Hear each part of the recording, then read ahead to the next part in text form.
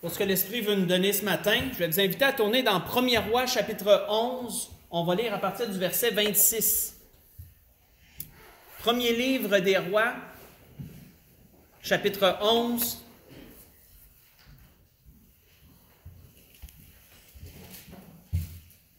On va débuter au verset 26.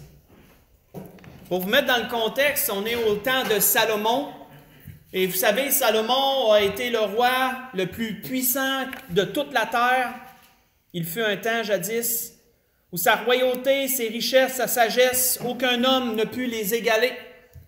Mais lorsqu'il était rendu au sommet de sa gloire, Salomon, dans sa soif d'établir, dans sa soif d'agrandir son règne, d'agrandir sa domination, d'établir des alliances solides avec les peuples alentours, il a commencé à prendre des femmes parmi tous ces peuples alentours auxquels Dieu avait dit, tu ne prendras point leurs femmes pour ta femme, leur poindras point leurs filles pour ta femme, tes femmes. Et Salomon a commencé à prendre des femmes de tous ces peuples et cela l'a mené à l'idolâtrie. Il a commencé à adorer les idoles d'un tel peuple, les idoles d'un tel peuple, à bâtir des temples pour ces idoles-là, etc. Ce qui a amené, bien sûr, à irriter Dieu au plus haut point de cette idolâtrie. Et c'est là où nous lisons, c'est dans cette circonstance que nous lisons, qu'il est écrit à partir du verset 26, 1er Roi, chapitre 11. Jéroboam aussi, serviteur de Salomon, leva la main contre le roi. Il était fils de Nébat, Éphratien de Tseréda, et il avait pour mère une veuve nommée Tserua. Et voici à quelle occasion il leva la main contre le roi. Salomon bâtissait Milo et fermait la brèche de la cité de David, son père. Jéroboam était fort et vaillant, et Salomon, ayant vu ce jeune homme à l'œuvre, lui donna la surveillance de tous les gens de la corvée de la maison de Joseph. Et dans ce temps-là, Jéroboam, étant sorti de Jérusalem, fut rencontré à chemin par le prophète Achija de Silo, revêtu d'un manteau neuf. Ils étaient tous deux seuls dans les champs. Achija saisit le manteau neuf qu'il avait sur lui, le déchira en 12 morceaux, et il dit à Jéroboam, « Prends pour toi 10 morceaux, car ainsi parle l'Éternel, le Dieu d'Israël. Voici, je vais arracher le royaume de la main de Salomon, et je te donnerai 10 tribus. Mais il y aura une tribu à cause de mon serviteur David, et à cause de Jérusalem, la ville que j'ai choisie sur toutes les tribus d'Israël. Et cela parce qu'ils m'ont abandonné. Ils se sont prosternés devant Astarté, divinité des Sidoniens, devant Kémosh, dieu de Moab, devant Milcom, dieu des fils d'Ammon. Et parce qu'ils n'ont point marché dans mes voies pour faire ce qui est droit à mes yeux et pour observer mes lois et mes ordonnances, comme l'a fait David, père de Salomon. Je n'ôterai pas de sa main tout leur royaume, car je le maintiendrai prince tout le temps de sa vie à cause de David, mon serviteur que j'ai choisi, et qui a observé mes commandements et mes lois. Mais j'ôterai le royaume de la main de son fils, et je t'en donnerai 10 tribus. Je laisserai une tribu à son fils, afin que David, mon serviteur, ait toujours une lampe devant moi à Jérusalem, la ville que j'ai choisie pour y mettre mon nom. Je te prendrai et tu régneras sur tout ce que ton âme désirera. Tu seras roi d'Israël. Si tu obéis à tout ce que je t'ordonnerai, si tu marches dans mes voies, si tu fais ce qui est droit à mes yeux, en observant mes lois et mes commandements, comme l'a fait David, mon serviteur, je serai avec toi. Je te bâtirai une maison stable, comme j'en ai bâti une à David, et je te donnerai Israël.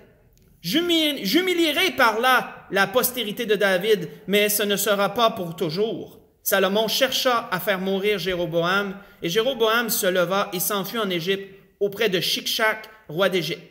Il demeura en Égypte jusqu'à la mort de Salomon. On va arrêter là. Nous voyons ici, frères et sœurs, une circonstance qui ne s'était jamais produite auparavant et qui ne s'est jamais reproduite dans les Saintes Écritures, où un homme de rien, de basse naissance, un fils de veuve, quelqu'un d'inconnu, un nowhere, un has-been, comme on dirait en bon québécois, se fait prendre et se fait établir comme roi d'Israël par Dieu lui-même. Dieu lui promettant la royauté, je vais te donner la majeure partie d'Israël, m'a donné 10 tribus. Et par là, Dieu avait pour but quoi? Il avait pour but d'humilier Salomon, à cause de ce que Salomon avait fait. C'était une chose, frères et sœurs, qui était impensable à l'époque.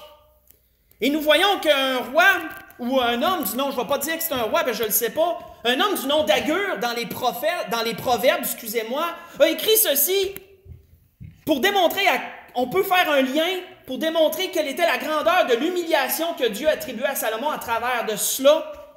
On voit qu'Agur disait « Trois choses font trembler la terre, et il en est quatre qu'elle ne peut supporter. » En voulant dire, c'est des choses qui sont impensables, c'est des choses qui ne devraient pas arriver. La première de ces choses, un esclave qui vient à régner, en tête de liste. Un esclave qui vient à régner, un insensé qui est rassasié de pain, une femme dédaignée qui se marie et une servante qui hérite de sa maîtresse.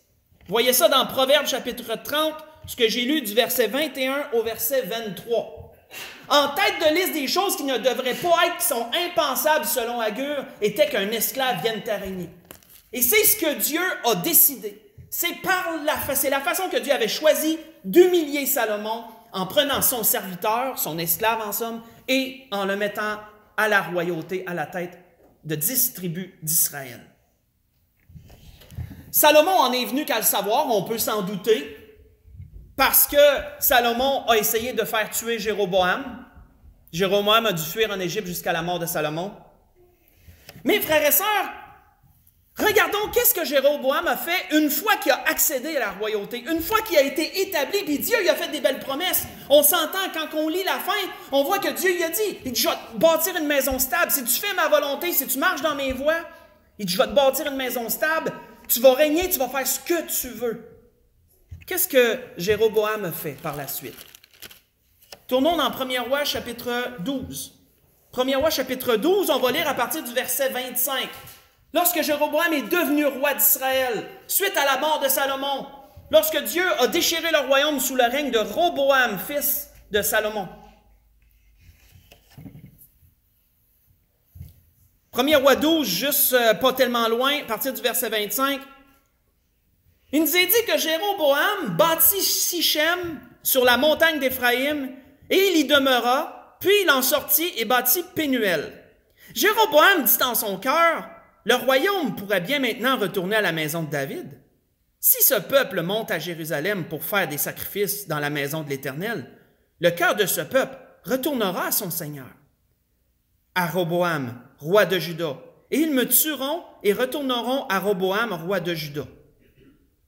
Après avoir demandé conseil, le roi fit 2 veaux d'or, et il dit au peuple, « Assez longtemps vous êtes montés à Jérusalem, Israël, voici ton Dieu qui t'a fait sortir du pays d'Égypte. » Et il plaça un de ses veaux à Béthel et l'autre à Dan, et ce fut là une occasion de péché. Le peuple alla devant l'un des veaux jusqu'à Dan.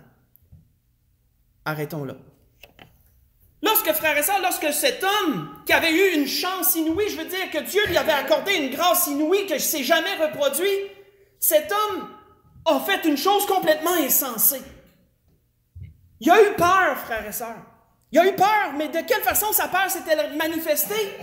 Il s'est dit, Jérusalem reste toujours le lieu d'adoration. Ça veut dire que le peuple va toujours aller faire des pèlerinages à Jérusalem. Ils vont peut-être décider de retourner.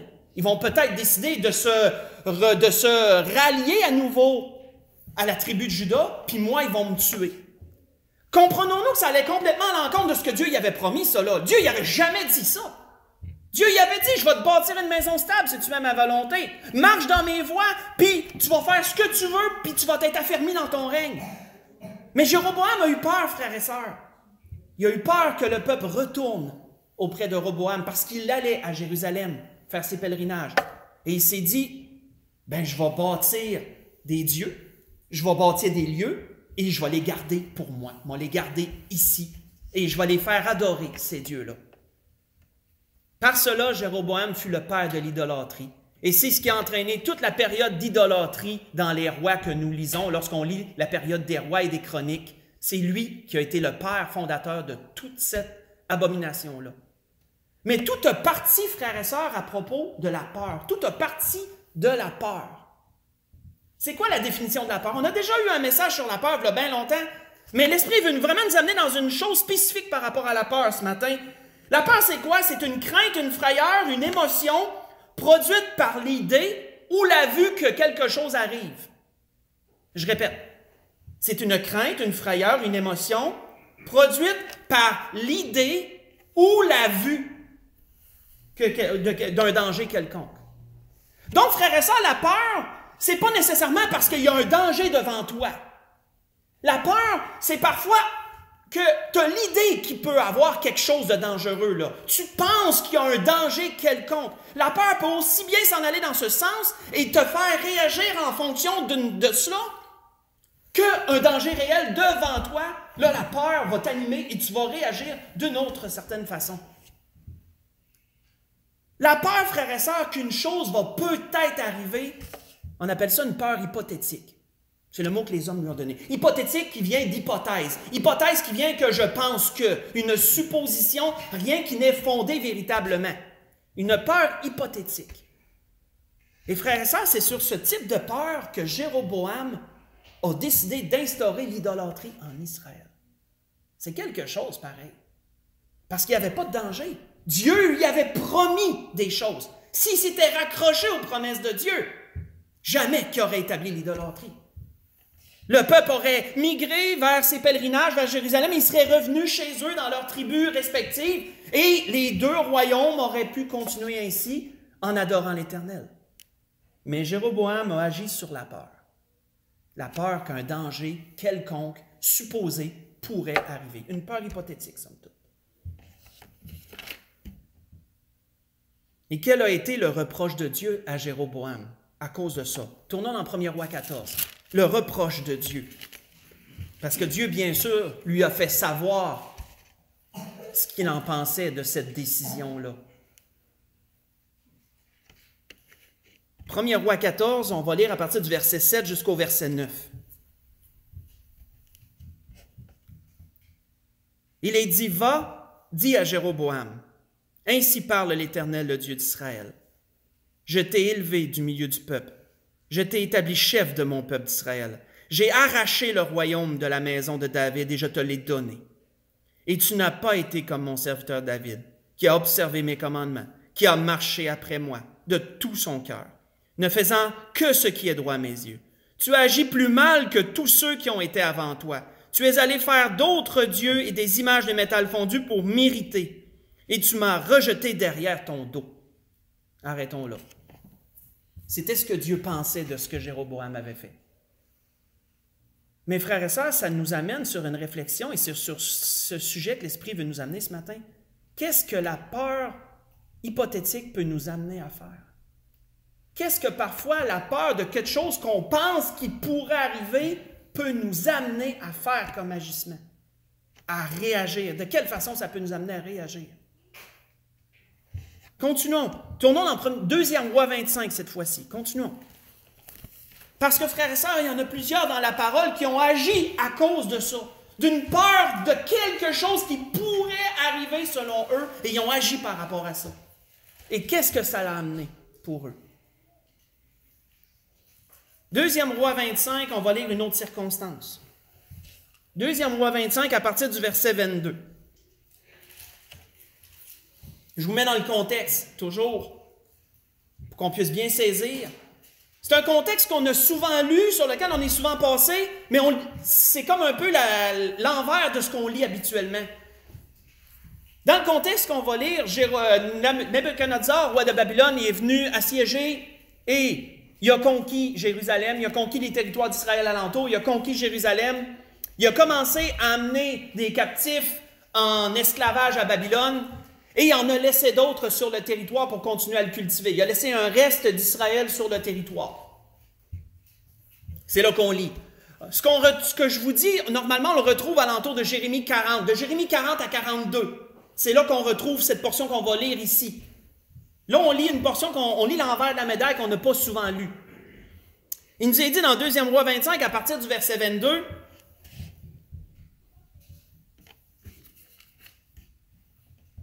il est dit, « Ainsi, Juda fut amené captif loin de son pays. Et Nebuchadnezzar, roi de Babylone, plaça le reste du peuple qu'il laissa dans le pays de Juda, sous le commandement de Guédalia, fils d'Achikam, fils de Shaphan. Lorsque tous les chefs des troupes eurent appris, eux et leurs hommes, que le roi de Babylone avait établi Guédalia pour gouverneur, ils se rendirent auprès de Guédalia à Mitzpah, savoir Ismaël, fils de Néthania, Joshanan, fils de Caréac, Séraja, fils de Tahumai, et Netoma, et Jaazania, fils de Maacatien, eux et leurs hommes. Guédalia leur jura à eux et à leurs hommes, et il leur dit, « Ne craignez rien de la part des serviteurs des Chaldéens. Demeurez dans le pays, servez le roi de Babylone, et vous vous en trouverez bien. » Mais au 7e mois, Ismaël, fils de Néthania, fils d'Élishama, de la race royale, vint accompagné de 10 hommes, et ils frappèrent mortellement Guédalia, ainsi que les Juifs et les Chaldéens qui étaient avec lui à Mitzpah. Arrêtons là. On voit, frères et sœurs, que dans le contexte ici, Nabuchodonosor laisse un reste du peuple, il établit quelqu'un pour les gouverner. Quelqu'un parmi eux, un juif parmi eux, du nom de Guédalia, il le prend et il dit, toi, c'est toi qui vas être le gouverneur de mon territoire. Tu vas le gérer pendant que moi je m'en retourne dans mon pays. Mais ça reste toujours sous mes ordres, ça reste toujours Nabuchodonosor qui est roi de cette portion maintenant qu'il a conquis. On voit que d'autres juifs qui sont révoltés du fait qu'un des leurs soit le roi, établi en plus par un roi païen, décident de l'assassiner. C'est ce qu'on a lu. Ils décident de le mettre à mort, ils décident de le tuer. Ils conspirent, lui, Ismaël, accompagné de 10 hommes, tue Guédalia. Et maintenant, qu'est-ce qui arrive après?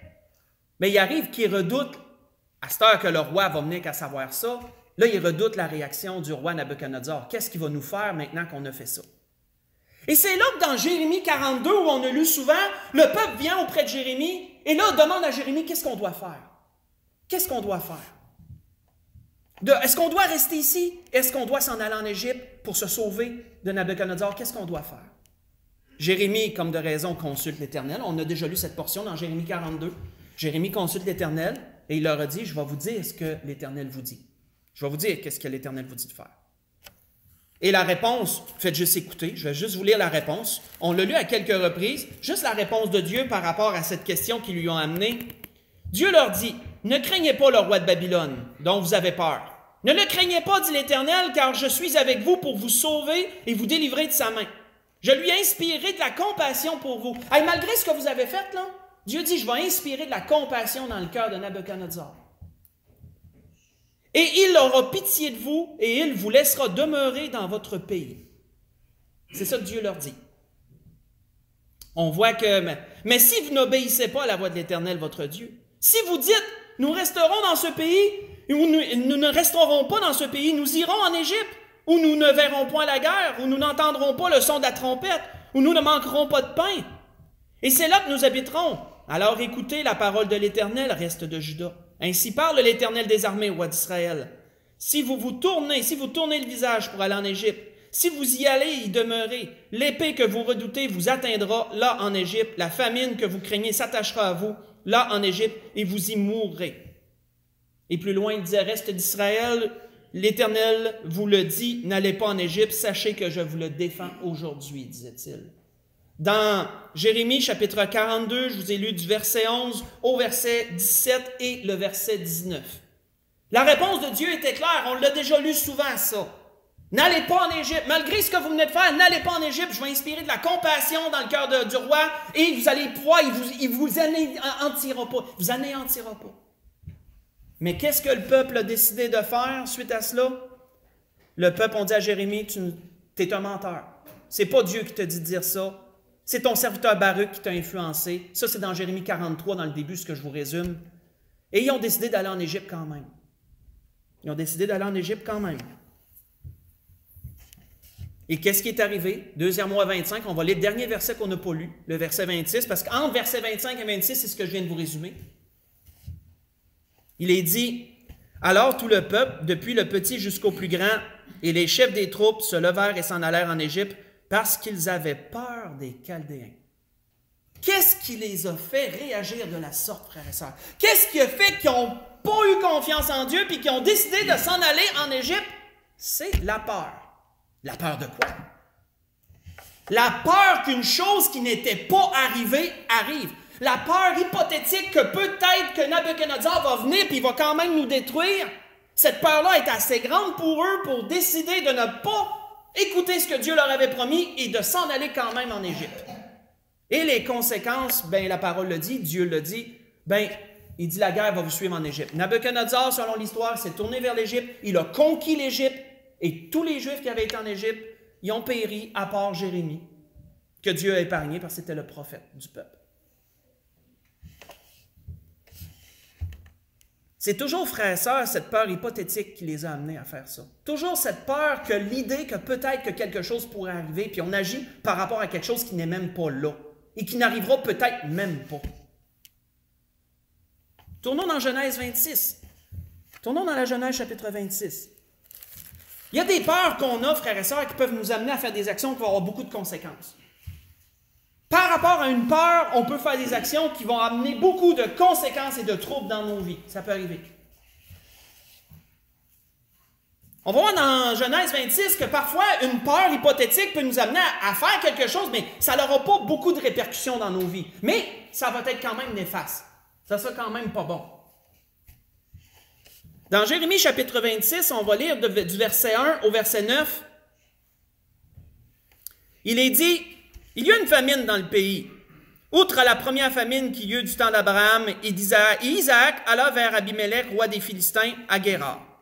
L'Éternel lui apparut et lui dit, « Ne descends pas en Égypte, demeure dans le pays que je te dirai. Séjourne dans ce pays-ci, et je serai avec toi. Je te bénirai, car je te donnerai à toute cette contrée à ta postérité. À toi et à ta postérité.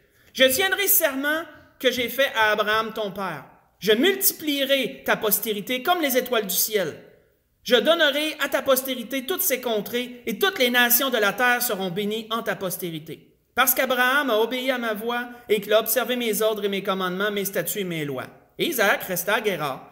Mais lorsque les gens du lieu posaient des questions sur sa femme, il disait « C'est ma sœur », car il craignait en disant ma femme, que les gens du lieu ne le tuent, parce que Rebecca était belle de figure. Et comme son séjour se prolongeait, il arriva qu'Abimelech, roi des Philistins, regardant par la fenêtre, vit qu'Isaac plaisantait avec Rebecca, sa femme. Et Abimelech fit appeler Isaac, et il dit, « Certainement c'est ta femme. Comment as-tu pu dire c'est ma sœur? » Isaac lui répondit, « J'ai parlé ainsi de peur, de mourir à cause d'elle. » Et Abimelech dit, « Qu'est-ce que tu nous as fait? Peu s'en est fallu que quelqu'un du peuple n'ait couché avec ta femme, et tu nous aurais tous rendus coupables. » Alors Abimelech fit cette ordonnance pour tout le peuple, celui qui touchera à la femme de cet homme ou à sa femme sera mis à mort. Arrêtons là. Qu'est-ce qui a conduit, frères et sœurs, Isaac à ce mensonge?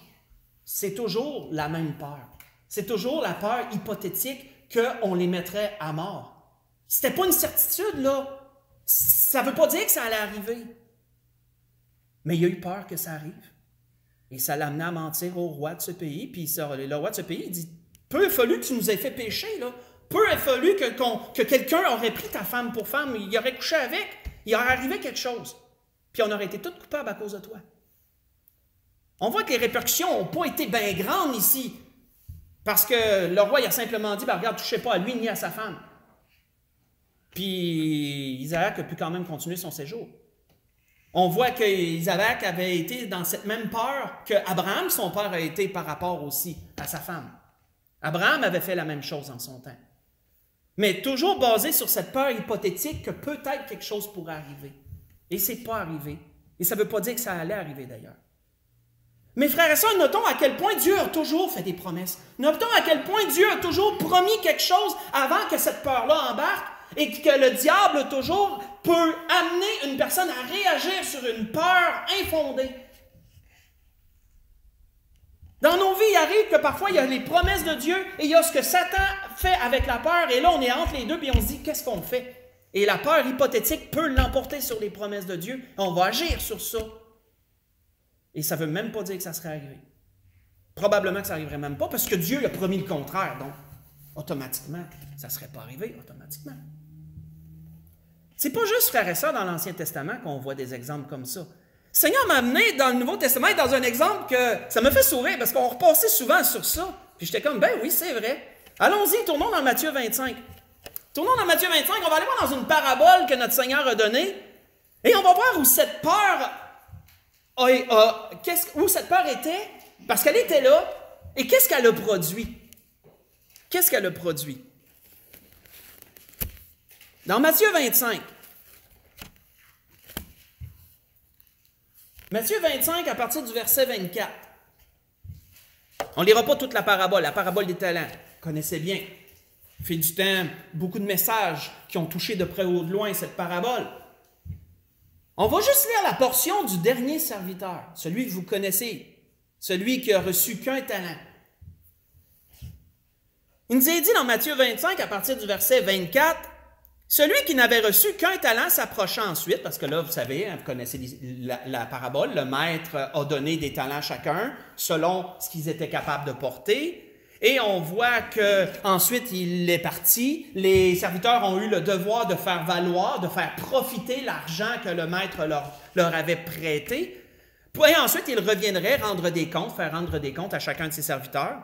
Donc, on voit que les deux autres qui avaient reçu plus de talents sont allés et ont fait valoir chacun les talents qu'ils avaient reçus. Et il nous a dit à celui qui avait le dernier, lorsqu'il a dû rendre des comptes à son Seigneur, celui qui n'avait reçu un talent s'approcha ensuite et dit, « Seigneur, je savais que tu es un homme dur, qui moissonne où tu n'as pas semé, qui amasse où tu n'as pas vanné. » Il dit, « J'ai eu peur.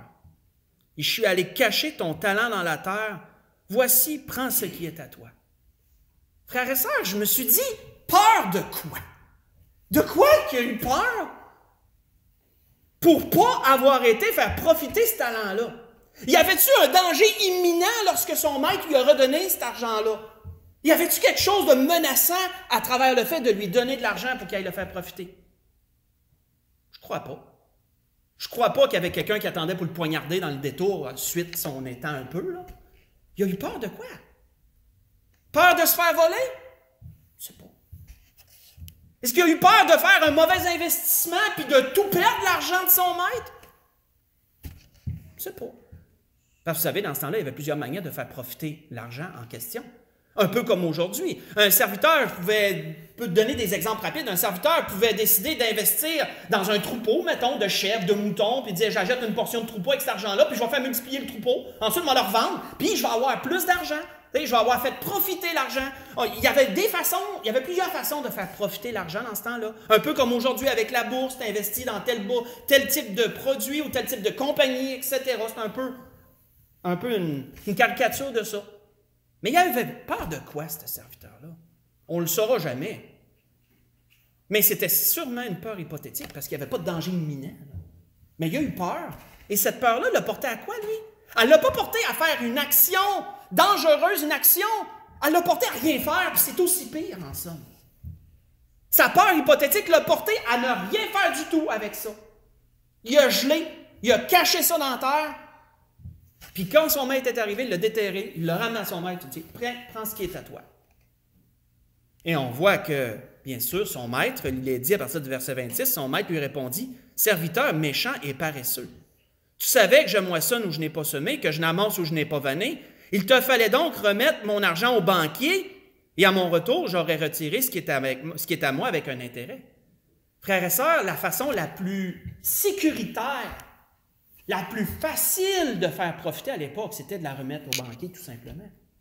Tu pars de où ton maître était jusqu'à la banque, tu remets l'argent, et le danger s'arrête là. Il n'y en a pas eu ben en chemin. Là. C'était la façon la plus simple. Puis sa peur hypothétique que peut-être quelque chose aurait pu, je ne sais pas trop quoi aurait pu arriver, mais il a décidé de rien faire pantoute avec ça. Et ça a été aussi pire parce que le Seigneur était fâché de son inaction, de sa paresse. Frères et sœurs, c'est incroyable ce que la peur de quelque chose qui n'est même pas arrivé peut nous faire faire. C'est assez spécial quand on y pense. Comment on peut réagir à une peur qui n'est même pas là, qui est dans notre tête, somme toute. Et vous savez, frères et sœurs, que c'est ce type de peur qui a mené les Juifs à commettre le pire sacrilège de leur existence. C'est basé sur cette peur-là. Allons voir cela avant de conclure. Tournons dans Jean 11. Tournons dans Jean 11. C'est cette peur hypothétique qui les a amenés à commettre le pire sacrilège de leur existence.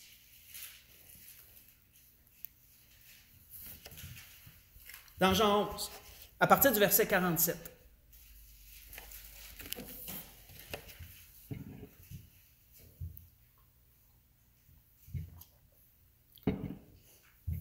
Il est dit alors, les principaux sacrificateurs, les pharisiens, assemblèrent le Sanhédrin et dirent, « Que ferons-nous? » En parlant de Jésus. « Que ferons-nous?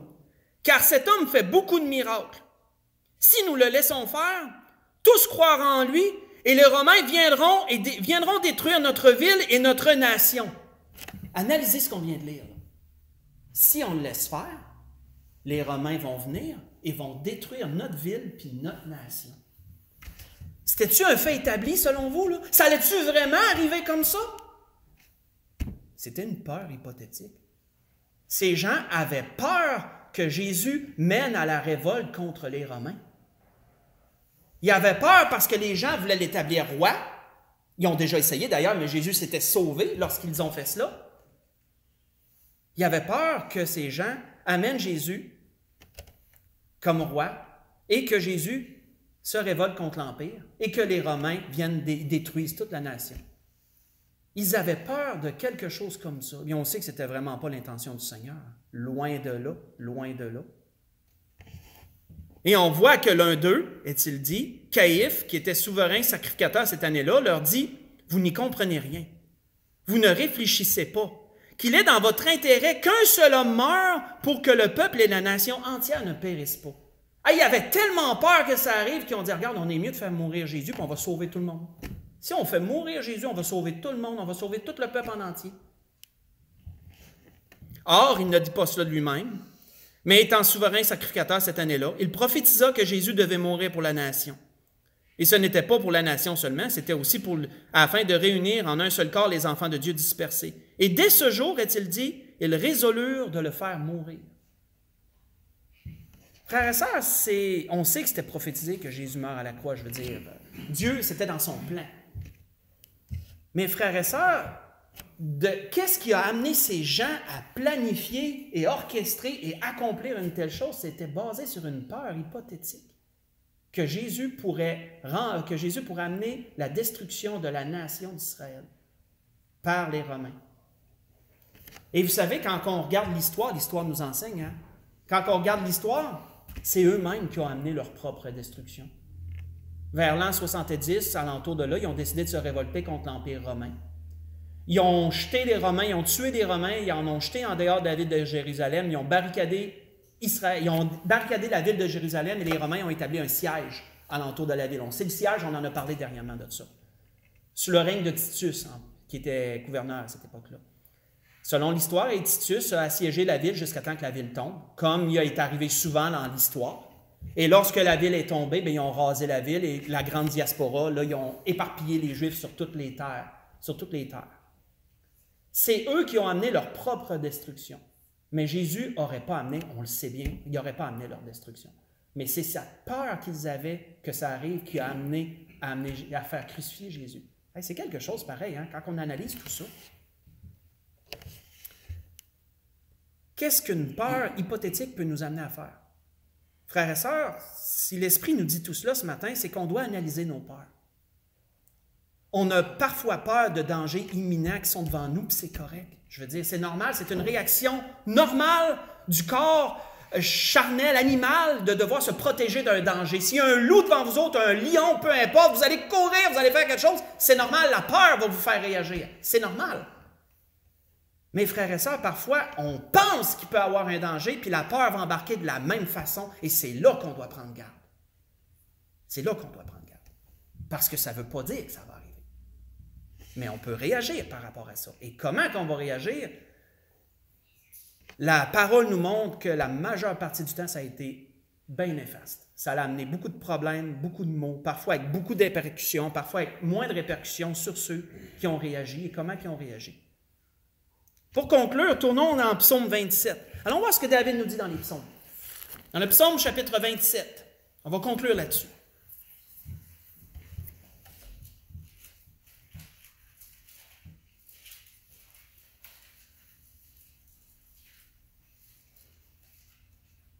Psaume 127.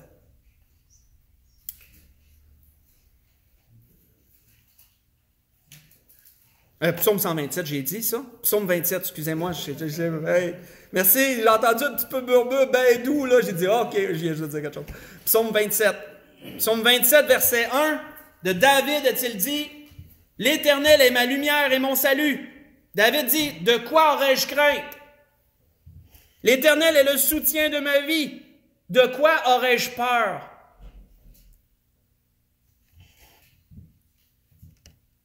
Quand des méchants s'avancent contre moi pour dévorer ma chair, ce sont mes persécuteurs et mes ennemis qui chancellent et tombent. Si une armée se campait contre moi, mon cœur n'aurait aucune crainte. Si une guerre s'élevait contre moi, je serais malgré tout plein de confiance. Et si on saute au verset 14, il est dit, « Espère en l'Éternel, fortifie-toi et que ton cœur s'affermisse, espère en l'Éternel. » Frères et sœurs, posons-nous la même question que David ce matin. De quoi aurais-je peur? Prenons, frères et sœurs, les promesses que Dieu nous a faites et appuyons-nous sur elles et sur elles seules. Et s'il y a quelques peurs hypothétiques qui viennent à vous sur quelque chose dans votre vie, ne réagissez pas à cela. Gardez ce que Dieu vous dit. Serrez contre votre cœur ce que Dieu vous a promis et marchez selon ce que Dieu vous a promis, seulement ça. Et ces peurs hypothétiques, vous vous rendrez compte qu'elles sont infondées et que Dieu ne permettra pas que ces choses arrivent. Et que ça ne veut pas dire tout court que ça arriverait. Mais prenons garde à ces peurs hypothétiques, frères et sœurs. C'est ça que l'Esprit voulait nous dire ce matin. On peut se lever pour le dernier cantique.